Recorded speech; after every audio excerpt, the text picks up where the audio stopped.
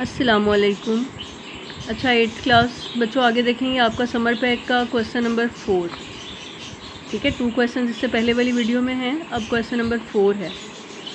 तो इसके भी इसी तरह ही हमने सारे पार्ट्स सॉल्व करने हैं। आपने भी अपने समर पैक पे सारे ही पार्ट सॉल्व करने हैं।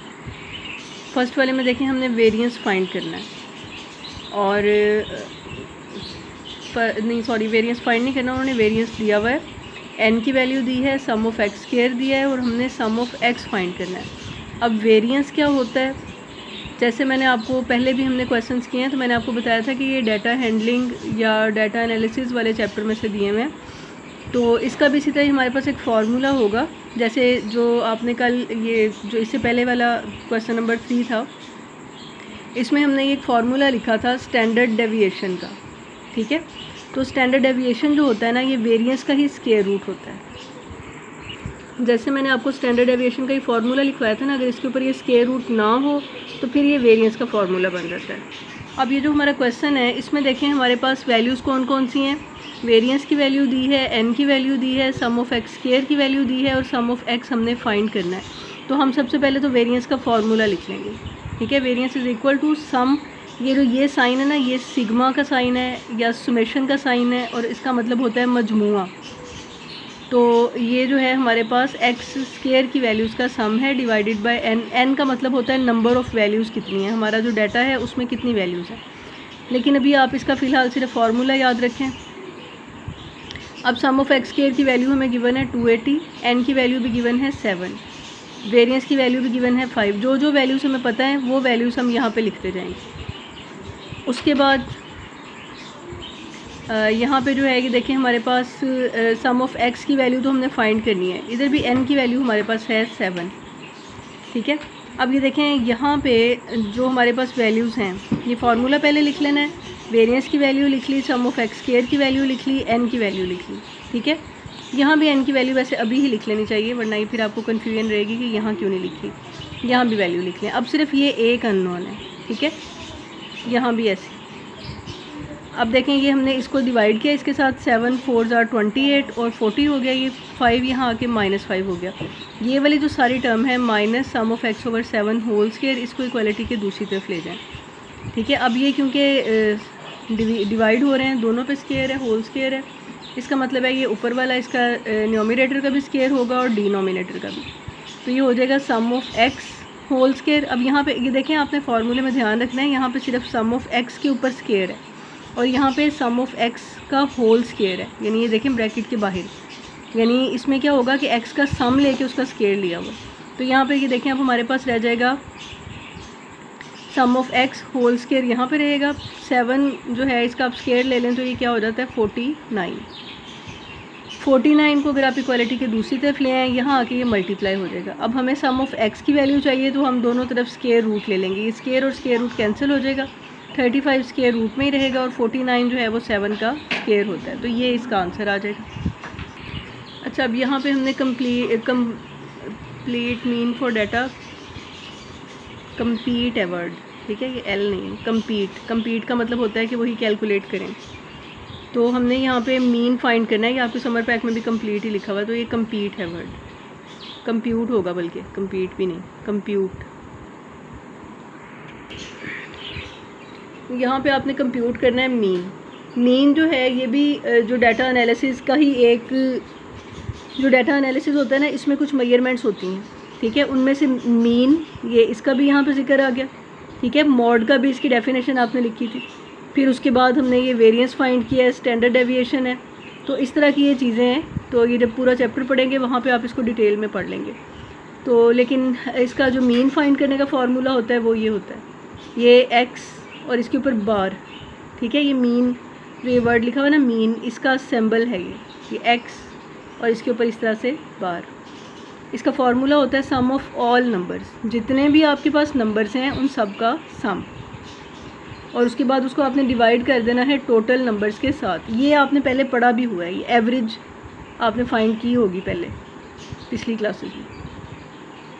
तो ये तमाम वैल्यूज़ को जमा करना है। ये देखें ऊपर हमने इन सब का सम ले लिया और डिवाइड कर लिया इनकी तादाद पे। ये 1 2 3 4 5 6 7 8 9 10 11 वैल्यूज़ है, इनसे डिवाइड कर दें। तो डिवाइड करके इसका आंसर ये भी अप्रॉक्सीमेटली आता है 5.18।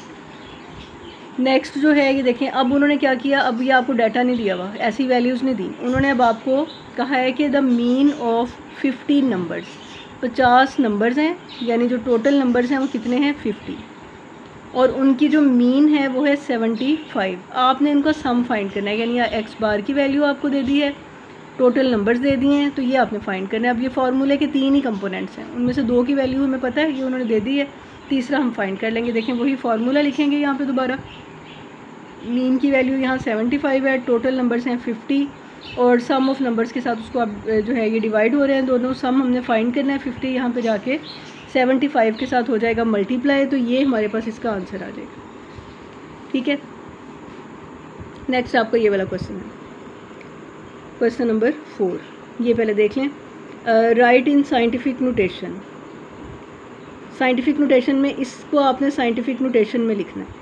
तो वो कैसे लिखते हैं, साइंटिफिक नोटेशन में आपने यूँ लिखना होता है कि जो आपके पास फर्स्ट नॉन ज़ीरो फिगर है, ये फर्स्ट नॉन ज़ीरो फिगर के आगे ये जो जगह है इसको कहते हैं रेफरल प्लेस। इस प्लेस से जो है देखें, आपने देखना है डेसिमल कहाँ पे है, इस प्लेस से डेसिमल कितने फासले पे है, ये 1 2 3 4 5 6 डिजिट्स पीछे है, 6 डिजिट्स टुवर्ड लेफ़्ट साइड है। तो अगर आपके पास डेसिमल लेफ़्ट साइड पे हो तो आपने जो 10 की पावर लेनी है वो लेनी है माइनस में, और अगर आपके पास डेसिमल राइट साइड पे लिखा हो तो फिर यहाँ जो पावर आएगी वो आएगी प्लस में, पॉजिटिव आएगा। तो अब इसको आपने कैसे लिखना है, 1.4 नॉन ज़ीरो फिगर्स या सिग्निफिकेंट अगर अंदर ज़ीरोज़ आ रहे हो तो वो लिख लेंगे, और मल्टीप्लाइड बाय 10 की पावर, ये इसी तरह ही रेफरल प्लेस से जितने भी डिजिट्स पीछे है 0, 10 की पावर वो आ जाएगा -6। अब जो ये वाला क्वेश्चन है इसका ये सॉल्यूशन है, सिंप्लीफाई करना है इसको। इस तरह का भी क्वेश्चन आपको पहले था जो हमने सॉल्व किया है उसमें, लेकिन जो 2 हमारे पास नंबर्स थे वो मल्टीप्लाई हो रहे थे, यहाँ पे डिवाइड हो रहे हैं। ठीक है, अब डिवीजन में क्या लॉ ऑफ एक्सपोनेंट यूज़ होता है कि अगर हमारे पास सेम बेसिस हों तो हम उनकी पावर्स को सबट्रैक्ट करते हैं। सेम बेसिस, अब ये देखें 3 और 3 सेम बेस है, इसकी पावर को सबट्रैक्ट कर लें। A और A सेम बेस है, इनकी पावर्स को सबट्रैक्ट कर लें। फिर B और B सेम बेस है, इनकी पावर्स को सबट्रैक्ट कर लें। तो ये आ जाएगा 3 का स्केयर, A का स्केयर और B का भी स्केयर। तो 3 के स्केयर को आप सॉल्व कर लें, मल्टीप्लाई कर लें, 3 3 9 A स्केयर B स्केयर। अच्छा जी, अब ये देखें इसको आपने राइट करना है एक्सपोनेंशियल फॉर्म में। अब एक्सपोनेंशियल फॉर्म क्या होती है, एक्सपोनेंट वाली फॉर्म पावर में, जिसमें हमारे पास पावर में लिखा होता है नंबर। तो हम इसको फैक्टराइज कर लेते हैं, 3 1 2 5 की फैक्टर्स बना लें, 5 6 30, यहाँ से 1 बचता है, बाकी इसको आप डिवाइड करें अगर 5 पे, तो 5 2 10, फिर उसके बाद 5 5 25, अगेन ये 5 पे हो जाएगा, 5 1 5, 5 2 10, 5 5 25, फिर 5 2 10, 5 5 25। अच्छा, अभी आ जाएगा 5 5 25। अब यहाँ पे देखें आप 5 कितने टाइम्स है, 1 2 3 4 5, तो यहाँ पे आपने लिख देना है 5 की पावर 5। उसके बाद ये फिर अलजबरा का क्वेश्चन है, इसमें हमने इनको जो हमारे पास तीनों पोलिनोमियल्स हैं इनको हमने डिवाइड करना है, सॉरी ऐड करना है। तो आपने इस तरह ये जो नंबर्स आपके पास लिखे होंगे, यहाँ पे आप देखें इस तरह लिखे हुए हैं, ये देखें दरमियान में ये कॉमा है, तो इस कॉमा की जगह पे आप लगा देंगे प्लस। ऐसे ही पहले आपने ब्रैकेट्स में उनको लिखना है, दरमियान में प्लस का साइन लगा देना है, फिर इज़ इक्वल टू, किसके इक्वल है, ये इक्वलिटी के साइंस लाजमी लगाने हैं जब भी हम क्वेश्चंस को सॉल्व करें होंगे, इक्वेशंस के अलावा। अगर इक्वेशंस को सॉल्व करें हैं फिर ये नहीं आएंगे साइड पे। अच्छा, अब ये हमने ब्रैकेट्स ऑफ करनी है फर्स्ट स्टेप में तो ब्रैकेट्स ऑफ करेंगे दरमियान में, क्योंकि ये प्लस के ही साइंस हैं, तो अंदर वाली वैल्यूज़ अपने उन्हीं साइंस के साथ सारी की सारी वैसे ही लिखी जाएंगी, सिर्फ ब्रैकेट्स ख़त्म हुई हैं। उसके बाद अरेंज करनी है हमने, arranging the like terms. Like terms का क्या मतलब है कि ऐसी टर्म्स जहाँ पे वेरिएबल और उसकी पावर सेम है। जैसे यहाँ से देखें 3x स्क्वायर, फिर उसके बाद आप लिख लें -2x स्क्वायर, और उसके बाद आप लिख लें +x स्क्वायर को। ठीक है, ये लिख लिए। फिर x वाली वैल्यूज़ लिख लें, 2x ये आ गया, 3x ये, और -5x ये वाला। फिर उसके बाद आ जाएगा ये +1 -4 और +4, ये तमाम टर्म्स यहाँ पे लिख लें। अब हम इन्हें करेंगे ऐड। तो ये देखें इन तीनों में से आप x स्क्वायर को कॉमन ले लें, अंदर आ जाएगा 3 -2 और +1 प्लस, फिर ये तीनों एक जैसी हैं, यहाँ से x कॉमन आ जाएगा, अंदर ये आ जाएगा 2 + 3 - 5, और यहाँ पे ये -4 + 4 से कैंसिल हो जाएगा, यहाँ पे आ जाएगा +1।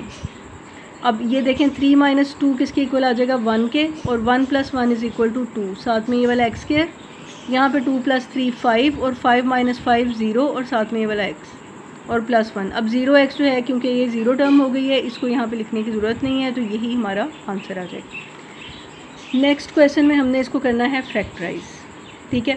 अब ये देखें, ये हमें यहाँ से देख के पता चल रहा है, ये हमारे पास 5x का स्क्वायर है, ठीक है, और ये है हमारे पास 8y का स्क्वायर, यानी ये देखें, ये वैसे मैं आपको समझाने के लिए लिख रही हूँ, क्वेश्चन का पार्ट नहीं होगा ये पहले वाला 5x का स्क्वायर है, उसके बाद जो लास्ट पे है ना आपके पास, ये है 8y का स्क्वायर, और ये जो मिडल टर्म आपके पास लिखी हुई है, ये 2 × 5x × 8y की फॉर्म में। ये देखें 2 5s are 10 and 10 8s are 80।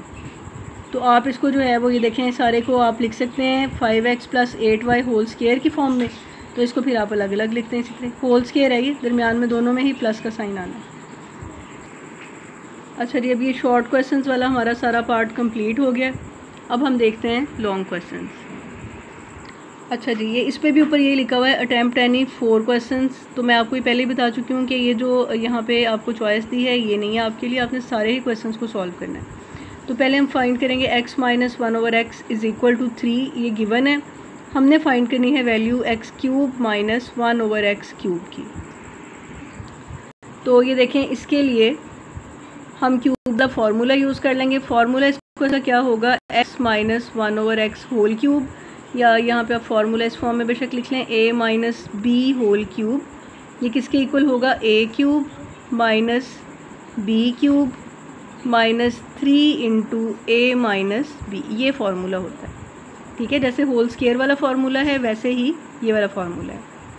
मैंने यहाँ पे अपने चैनल पे एक वीडियो बनाई हुई है पास्कल ट्रायंगल्स के नाम से, तो अगर आप वो वीडियो देखें तो आपको ये सारे फार्मूले जो है ना वहाँ से बनाने आ जाएंगे कि किस तरह से, अगर आपके पास होल क्यूब का फार्मूला है वो कैसे बनेगा, अगर आपने 4th पावर का फार्मूला बनाना है वो कैसे बनेगा, होल स्क्वायर का फार्मूला कैसे बनता है।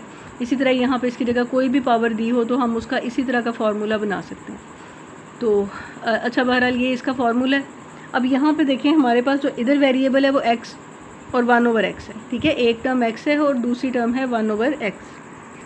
अच्छा, अभी देखें यहाँ पे ये इस तरह से इसका फार्मूला, अब यहाँ a की जगह पे x लिख लें और b की जगह पे आ जाएगा 1/x। तो x - 1/x होल क्यूब किसके इक्वल हो जाएगा, x³ - 1/x³ -3 × x - 1/x। अब x - 1/x की वैल्यू हमारे पास है, अच्छा ये इधर फार्मूले में ये मिस हो गया था मुझसे, यहाँ पे 3ab भी होता है, ठीक है। 3 के बाद पहले ab आएगा, उसके बाद a - b आएगा। तो इसी तरह फिर यहाँ पे हमने लिखना था 3 के साथ x × 1/x और फिर ये x - 1/x, लेकिन ये इसको इधर भी लिख देंगे तो कोई मसला नहीं है क्योंकि ये सब मल्टीप्लाई हो रहे हैं आपस में। अब यहाँ पे क्या होगा, ये टर्म्स कैंसिल, दोनों ये कैंसिल हो जाएंगे आपस में।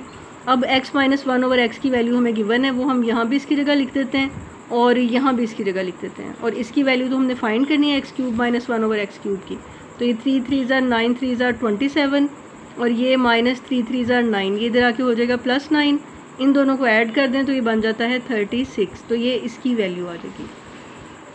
नेक्स्ट क्वेश्चन हमने सिंप्लीफाई करना है। ये देखें, अब ये दो पोलिनोमियल्स हैं, दरमियान में डिवीजन का साइन है, इन दोनों को हमने डिवाइड करना है। तो इस वैल्यू को अंदर रखते हैं, x³ + x² - 14x और -24, और ये डिवाइड किसके साथ हो रहा है, x + 2 के साथ। जब आप डिवाइड करें तो आपने सिर्फ पहले जो है ना, सिर्फ इसकी ये फर्स्ट वाली टर्म और इसकी फ़र्स्ट वाली टर्म, इन दोनों को देखना है, ठीक है। हमने ये देखना है कि इस फर्स्ट वाली टर्म को किसके साथ मल्टीप्लाई करें कि x³ बन जाए, x को किसके साथ मल्टीप्लाई करें कि x³ बन जाए, x को। अभी देखें यहाँ कोफिशिएंट तो कोई भी चेंज नहीं हो रहा, सिर्फ पावर है। इसकी पावर 1 है जो बाहर है, तो ज़ाहिर है इसकी पावर 3 बनाने के लिए हम x को 2 के साथ मल्टीप्लाई कर लेंगे और इन दोनों की पावर्स जो हैं वो प्लस हो जाएंगी। तो ये देखें, आपने सिर्फ यहाँ पे x और x की पावर 2 के साथ इसको मल्टीप्लाई कर लें, ठीक है। x को आपने जिस भी स्टेप की आपको समझ नहीं आएगी आप मैसेज करके पूछ सकते हैं। अच्छा, अब यहाँ पे देखें, x को अगर आप x² के साथ मल्टीप्लाई कर देंगे तो ये बन जाएगा, अभी हम पढ़ चुके हैं ना पीछे, लॉ ऑफ एक्सपोनेंट के सेम बेसिस मल्टीप्लाई हो रही हो तो उनकी पावर्स को प्लस करते हैं। तो ये देखें, जब x² से मल्टीप्लाई होगा तो x³ बन जाएगा, फिर x² को इस 2 से भी मल्टीप्लाई करेंगे तो ये आ जाएगा 2x²। तो बाकी डिवीजन में आपको पता है कि यहाँ पे फिर हम इनको सब्ट्रैक्ट करेंगे, ये दोनों कैंसिल हो जाएंगे और ये आ जाएगा, ये कैंसिल हो जाएंगे ना दोनों, तो ये आ जाएगा एक्स स्क्वायर और माइनस 2x स्क्वायर किसके इक्वल आ जाएगा, माइनस एक्स स्क्वायर की। दोनों को जब आप ऐड करेंगे तो बड़ी रकम वाला साइन साथ आएगा और ये एक्स स्क्वायर आ जाएगा यहाँ पे, फिर ये आ जाएगा माइनस 14x, एक वैल्यू को हम यहाँ से नीचे, अच्छा, और ऊपर से अब ये माइनस 14x यहाँ पे आ जाएगा, ठीक है। अब फिर आपने यहाँ से ही फर्स्ट वाली टर्म को और यहाँ से भी फर्स्ट वाली को ही देखना है। अब हमें क्या यहाँ बनाना है, इसका x को किससे मल्टीप्लाई करेंगे, माइनस एक्स स्क्वायर आ जाए, एक तो ज़ाहिर है माइनस के साथ करेंगे, दूसरा यहाँ पे एक x है, x की पावर 1 है और यहाँ पे 2 है, तो फिर हम सिंगल x की पावर 1 के साथ ही मल्टीप्लाई करेंगे, 1 + 1 आ जाएगी उसकी पावर 2। तो इस माइनस एक्स को, अच्छा, अब ये यहाँ से माइनस एक्स के साथ मल्टीप्लाई करेंगे, माइनस एक्स के साथ x को मल्टीप्लाई करें माइनस एक्स स्क्वायर आ जाएगा, और माइनस एक्स के साथ 2 को मल्टीप्लाई करें तो ये क्या आ जाएगा, माइनस 2x। ये दोनों कैंसिल हो जाएंगे, माइनस 14x और प्लस 2x किसके इक्वल आ जाएगा, माइनस 12x के, ऊपर से हम माइनस 24 को नीचे ले आए। अब देखें फिर हमने यही देखना है, जब भी आप डिवीजन वाले क्वेश्चन करें ना, तो यहाँ से भी फर्स्ट टर्म को ही देखें, यहाँ से भी फर्स्ट टर्म को ही देखें कि इसको हम किसके साथ मल्टीप्लाई करें कि ये आ जाए। तो x तो पहले ही है दोनों में, तो हम x को माइनस 12 से मल्टीप्लाई करेंगे तो ये हो जाएगा माइनस 12x, और माइनस 12 को 2 से मल्टीप्लाई करेंगे तो ये आ जाएगा माइनस 24। फिर इनके साइंस चेंज कर देंगे, ये कैंसिल हो जाएंगे और ये रिमाइंडर 0 आ जाएगा। तो ये हमारे पास सिंप्लीफाई हो गया। अच्छा, ये इसके बाद आप देखें क्वेश्चन नंबर 6 का ये बी पार्ट है, ये ए पार्ट भी है इसका। ये the sum of interior angles of octagon आपने फाइंड करना है। तो जो ऑक्टागोन होती है वो एक ऐसी शेप होती है जिसकी 8 साइड्स होती हैं, जैसे स्क्वायर की 4 साइड्स होती हैं, ऑक्टागोन एक ऐसी क्लोज्ड शेप होती है जिसकी 8 साइड्स होती हैं। तो उसके एंगल्स का सम फाइंड करने के लिए ये फार्मूला हम लगाएंगे, ठीक है। किसी भी क्लोज्ड शेप का आपने सम फाइंड करना है ना, तो उसके लिए यही फार्मूला लगेगा। जिस तरह अगर स्क्वायर हो तो यहाँ n की जगह पे 4 आ जाएगा, अगर आपको जो है वो पेंटागोन दी है तो यहाँ n की जगह 5 आ जाएगा, हेक्सागोन है तो n की जगह पे क्या आ जाएगा 6, और अगर ट्रायंगल है तो n की जगह पे क्या आ जाएगा 1, ठीक है। तो ये आपके पास n की जगह पे आ जाएगा 3। तो अब ये ऑक्टागोन है तो इसकी 8 साइड हैं, तो फार्मूला क्या है, n-2 मल्टीप्लाइड बाई 180, तो ये आ जाएगा 8 - 2 मल्टीप्लाइड बाई 180। तो ऑक्टागोन का जो सम है इंटीरियर एंगल्स का वो 1080 डिग्री बनता है। उसके बाद नेक्स्ट जो क्वेश्चन है अलजबरा का क्वेश्चन है। अब ये देखें, इस तरह का क्वेश्चन इसी फार्मूले वाला हमने शॉर्ट क्वेश्चंस में किया है, लेकिन वहाँ पे छोटी टर्म्स थी। और मैंने आपको क्या बताया था कि अगर आपके पास क्वेश्चन जो है उसमें 2 स्क्वायर वाली वैल्यूज़ हों और दरमियान में डिफरेंस हो, यानी डिफरेंस ऑफ 2 स्क्वायर्स, ठीक है, 2 स्क्वायर्स का डिफरेंस। अच्छा, अभी देखें, ये हमारे पास ये स्क्वायर है और एक ये स्क्वायर है, यही वाला हम आइडेंटिटी या फार्मूला आप लिख लेंगे, a² - b² is equal to a - b multiplied by a + b, formula ये वाला। अब ये देखें किस किस का स्क्वायर है, ये हमारे पास है 16, देखें 4 का स्क्वायर होता है ना, और a + b पे भी स्क्वायर लिखा हुआ है। एक टर्म ये हो गई, उसको हमने a का नाम दे दिया, और फिर b वाली टर्म में 49 7 का स्क्वायर होता है, ये 7a - b है। तो यहाँ पे अब देखें, ये फार्मूला है हमारा a² - b², a की जगह पे आएगा 4 × a + b इसका स्क्वायर माइनस 7 × a - b इसका स्क्वायर। और फार्मूला खोलेंगे कैसे, एक बार हम इन दोनों को माइनस में लिखेंगे, एक बार हम इन दोनों को प्लस में लिख लेंगे। ये 4 × a + b में एक बार हम प्लस करेंगे 7 × a - b, और एक बार 4 × a + b में से हम माइनस करेंगे 7 × a - b को, ठीक है। फार्मूला अप्लाई हो गया। अब हमने सिर्फ इसको सॉल्व करना है। 4 को ब्रैकेट्स के साथ मल्टीप्लाई करें, 4a + 4b हो जाएगा, फिर प्लस 7a - 7b हो जाएगा। यहाँ भी ऐसे ही 4a + 4b, और ये बाहर माइनस है तो -7 है, और माइनस माइनस प्लस 7b हो जाएगा। यहाँ भी हम लाइक टर्म्स को सॉल्व कर सकते हैं, 4a + 7a is equal to 11a हो जाएगा, और 4b - 7b is equal to -3b, दोनों सब्ट्रैक्ट होंगे और बड़ी रकम वाला साइन आ जाएगा। इसी तरह यहाँ पे 4a में से 7a को माइनस करेंगे तो ये आ जाएगा -3a, और 4b में जब हम ऐड करेंगे 7b को तो ये हो जाएगा 11b। नेक्स्ट क्वेश्चन भी अलजबरा का क्वेश्चन है, फैक्टराइज करना है इसको। तो अब ये हमारे पास इस फॉर्म में लिखा हुआ है, ठीक है। अब जो अलजबरा के मैंने आपको रूल्स बताए थे कि आप सबसे पहले देखें फैक्टराइज जब करना हो कि क्या उसमें कुछ कॉमन आ रहा है। अगर कॉमन नहीं आ रहा तो फिर कोई फार्मूला वहाँ अप्लाई होगा, फार्मूला भी नहीं अप्लाई हो रहा तो फिर ये जो एक इस तरह की फैक्टराइजेशन होती है कि आपने ये देखना है एक्स स्क्वायर के साथ क्या वैल्यू लिखी है, उसका कोफिशिएंट क्या है और कांस्टेंट टर्म आपकी क्या है। एक्स स्क्वायर का कोफिशिएंट एक्स है और कांस्टेंट टर्म है -30। इन दोनों को मल्टीप्लाई करें तो ये बनता है -60। अब 60 के हमने फैक्टर्स इस तरह के बनाने हैं कि हम उन फैक्टर्स को मल्टीप्लाई करेंगे तब तो -60 ही आए, क्योंकि ज़ाहिर है उसके फैक्टर्स हैं, लेकिन प्लस या माइनस करने से ये मिडल टर्म आए। ठीक है, यानी हमने मिडल टर्म को ब्रेक करके दो इस तरह की वैल्यूज़ लिखनी है इस -17 की जगह पे, जिनको प्लस करके या माइनस करके -17 भी आए और उनको जो है वो मल्टीप्लाई करके 60 भी आ जाए। तो उसका तरीका ये होता है कि आप 60 को फैक्टराइज़ करेंगे। देखें पहले 2 पे हो रहा है, 2 3 are 6 and 0। अब ये दो इसके फैक्टर्स बन गए 2 और 30, लेकिन इनको प्लस या माइनस करके 17 नहीं आ सकता, मल्टीप्लाई करके 60 तो आ जाएगा। नेक्स्ट इसको आगे फिर फर्दर फैक्टराइज कर लें, 2 1s are 2, 2 5s are 10। अब इसके फैक्टर्स के बन गए ये, इनको मल्टीप्लाई करें, 2 2s are 4 और 15। 4 और 15 को आप मल्टीप्लाई करेंगे तो 60 भी बन जाएगा, और लेकिन इनको आप जब ऐड करेंगे या माइनस करेंगे तो 17 नहीं बन सकता। फिर इसको आप फर्दर फैक्टराइज कर लेंगे, 3 पे डिवाइड हो जाएगा, 3 5s are 15। अब आपके फैक्टर्स क्या बन रहे हैं, 2 2s are 4 and 4 3s are 12। 12 और ये नीचे लिखा हुआ है 5। ठीक है, अब देखें 12 और 5 को अगर आप ऐड करें तो 17 तो आ जाता है। अच्छा 12 और 5 इनको आप ऐड करेंगे तो क्या आता है 17, लेकिन आपने ये भी देखना है इनके साइंस क्या हैं। ऐड करने से आ रहा है, अगर दोनों के साथ आप प्लस का साइन लगाएं तो +17 आ रहा है। ठीक है, और मल्टीप्लाई करके भी हमें -60 चाहिए, लेकिन प्लस वाली वैल्यूज़ को हम ऐड करेंगे तो -60 नहीं आएगा। चलें अगर हम इन दोनों के साथ माइनस लगा दें तो -17 तो बन जाएगा, लेकिन माइनस वाली दोनों वैल्यूज़ को भी जब हम मल्टीप्लाई करेंगे तो -60 नहीं बनेगा। ठीक है, फिर इसके लिए हम क्या करेंगे, हम इसको मज़ीद फैक्टराइज या इसके और हम फैक्टर्स देखेंगे, क्योंकि ये तो इसके फैक्टर्स नहीं बनेंगे। जब आपके पास इस तरह से फैक्टर्स नहीं बन रहे, ये ऊपर से नीचे की तरफ, तो आप नीचे से ऊपर की तरफ आप इनको मल्टीप्लाई करके देखें। 5 2s are 10 और दरमियान वाली ये दो वैल्यूज़ बचती हैं, 2 3s are 6। ठीक है, ये भी इसके फैक्टर्स हैं 60 के, लेकिन इनको प्लस या माइनस करके 17 नहीं बनता। फिर उसके बाद और इस तरह से इसी तरतीब में आप देख लें, 5 2s are 10, 2s are 20, 20 और 3। ये देखें अब 20 और 3 ये इसके फैक्टर्स हम यहाँ पे लिख लेते हैं। अब ये देखें आप -20x, 20 के साथ हम माइनस का साइन लगा लेंगे और 3 के साथ प्लस का, ताकि जब हम इनको ऐड करें तो सब्ट्रैक्ट करेंगे तो हमारे पास क्या आंसर आएगा, इन दोनों को सब्ट्रैक्ट करके -17, और जब हम इन दोनों को मल्टीप्लाई करेंगे तो -60 भी बन जाएगा। अब इस तरह से लिखने के बाद फिर वही जो फैक्टराइज, अब देखें इसको कि दोनों में से क्या क्या कॉमन आ रहा है। इन दोनों में से कॉमन आ जाएगा 2x, यहाँ आ जाएगा x - 2 10s are 20, प्लस इन दोनों में से आ जाएगा 3 कॉमन, फिर ये x - 10। अब x - 10 दो दफ़ा कॉमन आ रहा है दोनों में, इसको एक बार लिख लें और ब्रैकेट के बाहर वाली वैल्यूज़ को एक बार लिख लें। अच्छा अभी देखें इसको भी आपने फैक्टराइज़ करना है, तो ये भी देखें ये अब क्या है फैक्टराइजेशन में, ये हमारे पास जो शुरू में लिखा हुआ है ना, ये देखें ये 3a का स्क्वायर है, ये है b का स्क्वायर, और ये 3 2s are 6, ये बनता है 3a - b का होल स्क्वायर। ये जो ये वाली यहाँ तक वैल्यू है b तक, उसके बाद फिर ये आगे जो है ये है -4c का स्क्वायर।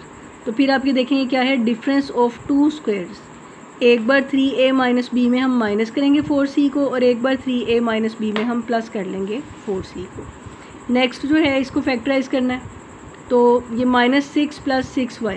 फैक्टराइजेशन का क्या रूल है, सबसे पहले हम देख लेंगे दोनों में से क्या कॉमन आ रहा है। इन दोनों में से कॉमन आ रहा है 6। ठीक है, 6 को हम कॉमन ले लेंगे, और उसके बाद यहाँ पे हमारे पास बच जाएगा, या ये यहाँ से 6 को कॉमन लेंगे। अभी वाई स्क्वायर को पहले लिख लें और इसकी जगह पे बचेगा -1। तो ये देखें फिर 1 का स्क्वायर तो 1 ही होता है, तो 6 × y - 1 एक बार लिख लें और एक बार y + 1 लिख लें। ठीक है, चलें इसको यहाँ तक आप कंप्लीट करें। बाकी क्वेश्चन जो रह गए हैं मेरे ख्याल 2-3 वो फिर मैं नेक्स्ट वीडियो में बनाऊँगी, ये लंबी हो गई है काफ़ी।